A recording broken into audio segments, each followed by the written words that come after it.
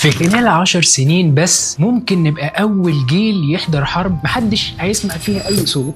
الحرب اللي جاية مش هتحصل لا في الجو ولا في البحر، دي هتحصل في الفضاء. سكوت بيزنت وزير الخزانة الأمريكي في تصريحات لفوكس بيزنس في أكتوبر 2025 قال الصين اقتصادها معتمد على القيادة والسيطرة، واحنا في امريكا مش هنسمح لهم ابدا يأمرونا او يسيطروا علينا. التصريح ده اتقال ردا على الاجراءات الاستفزازيه من وجهه نظره من الصين. طب ايه هي الاجراءات الاستفزازيه اللي مضايقه امريكا وكده؟ الموضوع بدا بتصريح لصحيفه ديفنس نيوز من نائب قائد القوات الفضائيه الامريكيه الجنرال مايكل جيتلين في مارس 2025 لما قال ان اقمارهم رصدت مؤخرا 5 اقمار صينيه بتتحرك داخل وخارج التشكيل في شكل منورات منسقه في مدار الارض المنخفضه، وهي استراتيجيه مشابهه للقتال الجوي وبتتم مع أقمار تانية استعداد لتدميرها أو على الأقل تعطيلها وتشويشها. المناورات دي بتوضح إن الصين بتتدرب على عمليات في المدار الأرضي المنخفض، ويعتبر تصعيد خطير